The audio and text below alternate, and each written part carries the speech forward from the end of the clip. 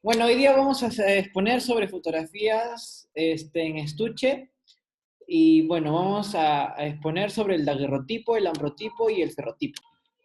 Bueno, vamos a hablar antes de lo que fue antes del daguerrotipo, porque vamos a hablar del daguerrotipo primero. Y bueno, en 1790 Thomas Wedgwood hace las primeras experimentaciones e investigaciones para lograr registrar las primeras imágenes en una cámara, bueno, con la ayuda de una cámara oscura. Pero las imágenes que se hacían con la misma, se desvanecían con la misma luz que se producía. Hasta este entonces el problema de las imágenes era su fijado. En 1824, el investigador Joseph Nicéfalo Niepce logra hacer las primeras fotografías que se fijan permanentemente y estas duran entre 8 a 12 horas. Y esta es una de las fotografías más conservadas de Niepce con el título de punto de vista desde la ventana de la Grasse, Point de Book Grasse. Y bueno, acá están las medidas. Esta fotografía se exhibe en la Universidad de Texas en Austin, y este es el lugar exacto. En 1827, Niepce se pone en contacto con Daguerre para poder trabajar juntos y que Niepce le revele sus procedimientos, sus procesos y su trabajo. Y este acuerdo es firmado antes de la muerte de Niepce en 1833 o 1873. Pero ¿quién es Daguerre? Daguerre. Daguerre es un diseñador, pintor, creador de escenarios teatrales que tenía mucho éxito en París con sus llamados dioramas, que eran espectáculos de luz y sombras que generaban efectos de movimientos y, bueno, cautivaban a la gente de la época con sus efectos fantásticos. Y bueno, este es un ejemplo de los dioramas de Daguerre. Entre 1836 y 1838, Daguerre en privado, o sea, sin divulgarlo, comienza a hacer ensayos fotográficos acerca de lo que, de toda la investigación de Niepce. Y después, en 1838, se obtiene la conocida fotografía de Boulevard du Temple en París, que tiene una exposición de 10 minutos y es la fotografía donde por primera vez aparece una persona que se dice que Daguerre lo había puesto por el tiempo de la exposición intencionalmente. Y bueno, a pesar de que Daguerre tenía todo su proceso ya terminado, no lo divulgaba porque no encontraba la forma de realizar o generar dinero, entonces lo tenía en personal, pero se puso en contacto con varias personas y después el diputado francés François Arago, también científico, lo convence a Daguerre de vender, de darle la patente al Estado francés. Y el Estado francés le ofrece una pensión vitalicia. Entonces Daguerre lo convence de eso y bueno, presenta en 1839 se hace público la obtención de fotografías conocidas como daguerrotipos, junto a un manual escrito por el mismo Daguerre. Para 1841, con la ayuda de aceleradores y químicos y objetivos más complejos, se disminuyó el tiempo de exposición de las fotografías. Y las fotografías, por tener mucho tiempo de exposición, las personas retratadas necesitaban estar constantemente quietas y se usaban estos como arneses, no, como estos brazos de metal para que las personas no movieran la cabeza o el torso y bueno, apoyaban esas partes en eso. Y esto es un ejemplo de lo que sería un estudio de daguerrotipos que era de la época en Francia y se usaba luz natural con ciertos accesorios para que se dijera más. Este es un ejemplo. Este, el proceso del daguerrotipo. Es una placa de cobre como soporte y una solución fotosensible que es yoduro de plata, que es la partícula formadora de la imagen. Comienza con la fase del pulido, donde la placa de cobre, que es el soporte, se pule manualmente hasta dejarlo brilloso, hasta dejarlo como un espejo, y entonces se pone en una caja sensibilizadora, boca abajo, y en la parte de abajo tiene una solución de yoduro de plata, que es la partícula formadora de la imagen. Este proceso dura entre 15 a 20 minutos, se retira esta parte de vidrio, se pone la placa de cobre y bueno, se sensibiliza. Todo esto se hace en un cuarto oscuro porque a la hora de quitar la placa se pone en un portaplacas y esa solución ya es sensible a la luz. Y bueno, se lleva a la exposición, que está dentro de un portaplacas, se quita la tapa del lente, se expone, y se lleva al revelado, que es una caja y la placa se pone boca abajo en la parte de aquí. Aquí tiene mercurio y con el fuego los vapores de mercurio invaden la capa ya expuesta, creando un amalgama. Y este amalgama es lo que crea, o sea, en ese momento ya se crea la imagen.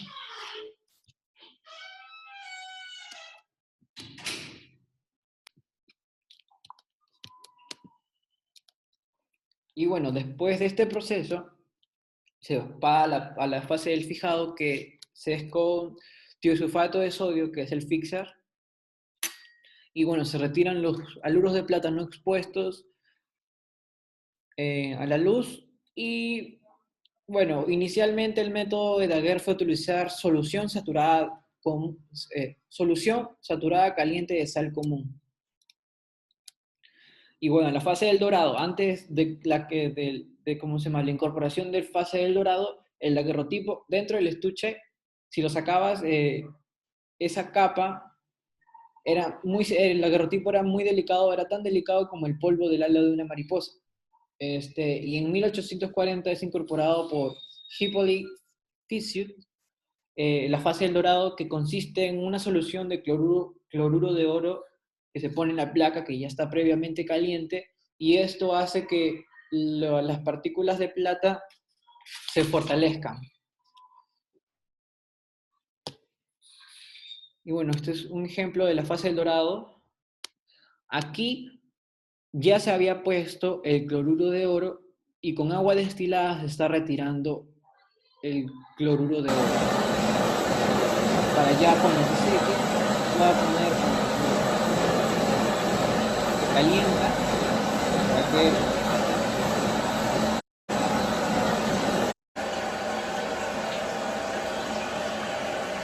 la fase del dorado da una tonalidad más hacia los cálidos.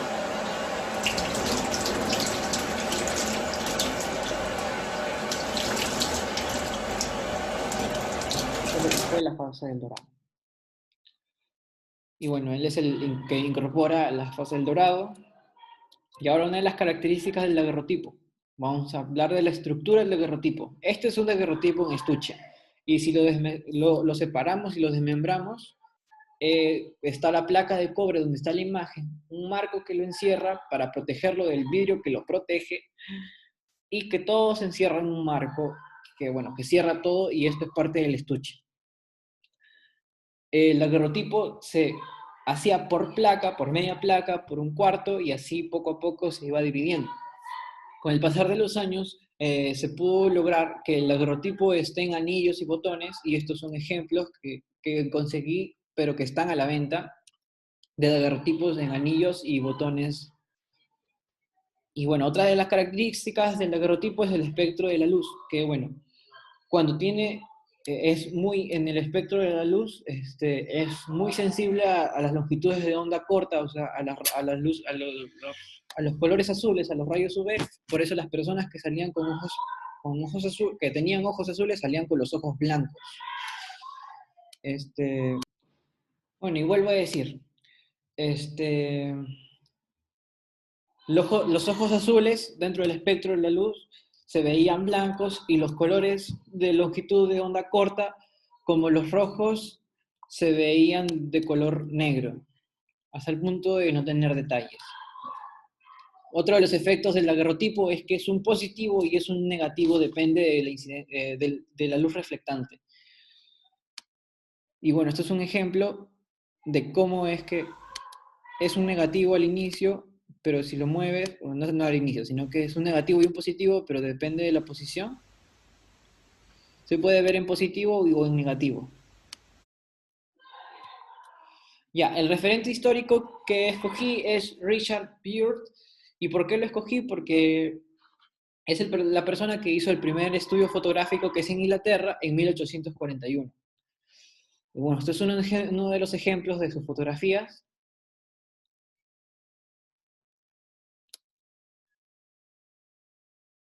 Y ahora vamos a hablar del ambrotipo. Puse el ambrotipo primero que el ferrotipo porque su auge o su tiempo de uso fue antes del ferrotipo. Otros nombres alternativos eran el positivo de colodión sobre vidrio o el positivo de colodión húmedo. Y bueno, la historia. El ambrotipo se basó en el proceso de colodión de placa húmeda inventado por Frederick Stokes Archer.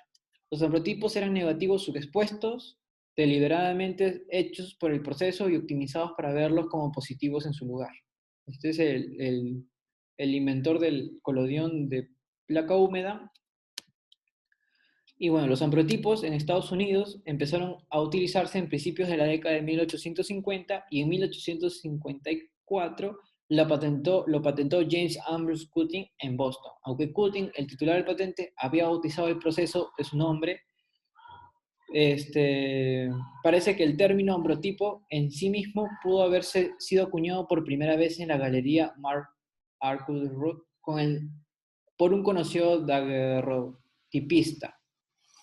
Al inicio, el ambrotipo era conocido como melanotipo y con el tiempo cambió ese nombre a ambrotipo.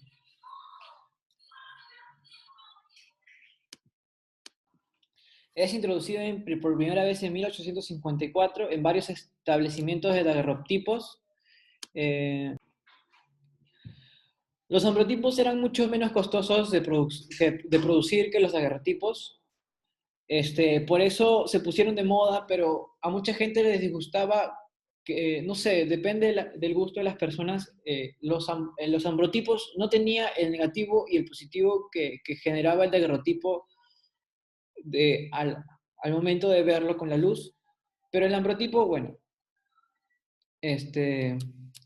a finales de la década de 1850 el ambrotipo estaba siendo había superado al daguerrotipo en popularidad y a mediados de la década de 1860 el ambrotipo había sido reemplazado por el ferrotipo y otros procesos fotográficos. Ya, este es el procedimiento. Tiene un soporte que es una placa de vidrio y una emulsión que es una capa de colodión que es el aglutinante más un nitrato de plata, que la partícula formadora de la imagen son estas sales de fierro. Por un lado, se pone el colodión, se pone una ligera capa de colodión en el vidrio, se limpia el exceso de colodión y se pone en una caja sensibilizadora donde se sumerge en una solución de nitrato de plata, que son sales de fierro, que esto es la partícula sensible a la luz, y se retira la placa en un cuarto oscuro. Cuando sale la placa, como las sales de plata se han apoderado de la placa, las sales de plata se han apoderado de la placa, tiene un tono lechoso. Ahora, esta placa de vidrio se pone en un portaplacas y bueno, se lleva a la exposición y bueno, la exposición varía entre 5 y 70 segundos y eso también va a depender de, ¿cómo se llama? Del lente, de cómo se llama, de los agentes reveladores y los aceleradores. Se pasa al proceso de revelado donde se echa sulfato de hierro y para terminar con el proceso de revelado solamente se echa agua de grifo, nada más. Y en este momento ya se puede quitar, o sea, ya se puede poner la placa a la luz del sol y no le va a pasar nada. Y viene el proceso de fijado, que es el tiosulfato de sodio. Es en donde se hace el cambio de la placa de negativo a positivo. Y como acá pueden ver, acá estaba en negativo y acá está en positivo. Acá se ve bien porque la bandeja es de color negro. Y ahora vamos a explicar a qué me refiero. Es que el negativo resultante, cuando se ve por la luz reflejada sobre un fondo negro, parece ser una imagen negativa, porque las áreas claras se ven negras y las áreas opacas expuestas parecen relativamente claras. Y bueno, acá se puede ver como cuando tiene un fondo blanco es de una forma y cuando está en un fondo oscuro se puede ver como un positivo. Y este es otro ejemplo, otros ejemplos. Este efecto se integró revistiendo la placa con terciopelo. O sea, a veces se ponía, como es una fotografía de estuche, este es el estuche, esta es la placa de vidrio, y en la parte de atrás se ponía, por ejemplo, a veces terciopelo, a veces se ponía un esmalte detrás del vidrio, a veces había una otra plaquita que estaba esmaltada de negro, o se buscaba la forma en que esa parte que está detrás del vidrio, donde está la imagen, sea negra. Y bueno, esto es como abriendo el estuche del, ¿cómo se llama? Del ambrotipo. Y bueno, atrás, como se ve, tiene una tela, una placa o algo oscuro. La imagen de vidrio que está acá. Aquí ya se ve con la placa negra atrás, o puede que el vidrio esté esmaltado. Y luego, esto es vidrio. Ahora, hay procesos donde se pone el vidrio encima de este vidrio y ya no se puede abrir, no se puede ver ¿cómo se llama? La emulsión ni nada, o sea, no se puede verificar o algo. Y hay otros procesos donde está la placa de vidrio, el marco y encima el vidrio. Y eso va a depender del estudio de ambrotipos o del lugar donde se hizo. Y bueno, el preservador o el marco que encierra, que es el estuche, y ahora mi referente histórico del ambrotipo es Plat Babit.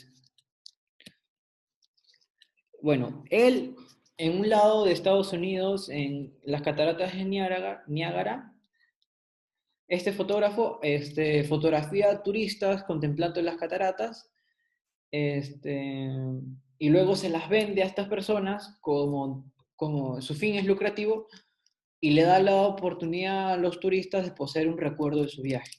Y bueno, para la época eso era algo, ¿cómo se llama? Alucinante. Entonces los turistas compraban los daguerrotipos, perdón, los ambrotipos. Y estos son unos ejemplos.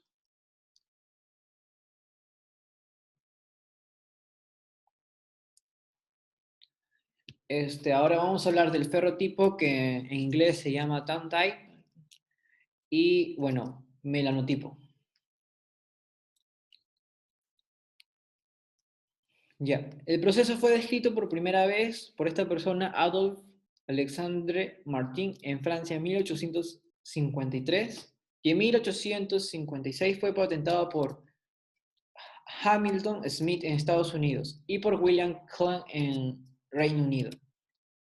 Fue primero llamado melanotipo, luego ferrotipo, ¿cómo se llama? Tintype, un fabricante rival de las placas de hierro, y finalmente estaño. Los ferrotipos disfrutaron su auge, su tiempo durante la década de 1860 y 1870, quitando totalmente la popularidad al ambrotipo y al daguerrotipo por el costo bajo de su producción. Ahora, los daguerrotipos eran fotografías en estuches que era solamente para la clase alta de Francia, pero esto dio como cabida abierta a otro tipo de clase social y a otro estatus económico, entonces por eso se hicieron muy populares. Al inicio ¿cómo se llama? Los ferrotipos se presentaban en estuches, pero también podías presentarlos en la placa. Entonces, era muy común tenerlos en estuches, en simple tapetes, que, bueno, era lo más común desde el inicio. El uso menor, el uso menor del medio persistió hasta principios del siglo XX y volvió a surgir en el siglo XXI. Esto quiere decir que, ¿cómo se llama? Que el ferrotipo tuvo su auge entre las décadas de 1860 y 1870, pero volvió a resurgir como un método nuevo, o sea, no como un método de vintage, por así decirlo, en la época actual. Este, Al inicio los ferrotipos se hacían en estudios formales, pero con el tiempo comenzaron a verse en ferias por su rápido y económica producción. Este, y bueno, vamos a hablar del procedimiento. El soporte es una lámina de metal, que puede ser de hierro o puede ser de estaño, dependiendo de la época en la que se realizó. La emulsión es una capa de colodión, que es el aglutinante, más nitrato de plata, que son las sales de plata, que también es la partícula formadora de la imagen. A un lado de la lámina de metal, que está ya esmaltada de negro, ¿cómo se llama? Se pone una capa de colodión delgada, se quita el exceso y se pone en la caja sensibilizadora, como en la caja sensibilizadora, donde tiene las sales de plata, que es el nitrato de plata, para sensibilizar la lámina de metal. Se retira una vez hecho el proceso y también cambia el color la placa de metal. La lámina de metal, bueno, la placa se pone en un portaplacas y se expone. Ahora, las exposiciones duraban entre 3 y 8 segundos, y bueno, también variaba del brillo del lugar y el lente y la cámara. Ahora, se pasa al proceso de revelado. Es igual al proceso del ambrotipo, y bueno, la diferencia del ambrotipo y el ferrotipo, que viene igual del mismo, que están basados en el mismo colodión húmedo, es que uno es de vidrio y el otro es de una lámina de metal. Y bueno, acá podemos ver como el revelado, que es sulfato de hierro, ya lo tiene en negativo, se echa el agua de grifo como el ambrotipo para terminar con, ¿cómo se llama? Con el proceso, y todo esto se hace en un cuarto oscuro. Y ahora vamos a ver el pase de este proceso al proceso de fijado, que es tiosulfato de sodio, que es donde se genera el cambio de negativo a positivo.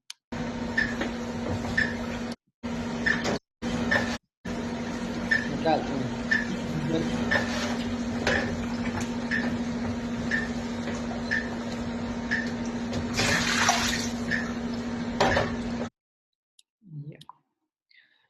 el referente histórico del ferrotipo que escogí, bueno, de por sí no escogí un referente histórico, sino un momento referencial de la historia, que fue durante la Guerra Americana, la Guerra Civil de la Americana, entre 1861 y 1865, que unos fotógrafos junto a ayudantes tenían su carrito fotográfico, donde tenían su laboratorio, y bueno, este es un fotógrafo que hacía ferrotipos, y en la época se usaba ambrotipos, ferrotipos y colodión húmedo. Alexander Gardner y su laboratorio. Y estos son tres ejemplos de ferrotipo de diferentes tres fotógrafos: Alexander Gardner, Michel Brady, George Scutt. Y ahora, como dije, en la historia, el ferrotipo tiene su auge entre las décadas de 1860 y 1870, pero también resurgió en, ¿cómo se llama?, en el siglo XXI, y entonces voy a dar un ejemplo de lo que también podría ser un referente contemporáneo de ferrotipo. Y bueno, Victoria Willas ha hecho unos ferrotipos en Sundance, en Estados Unidos, de algunas de las estrellas de Hollywood. Y bueno, estos son unos ejemplos que están hechos en ferrotipo.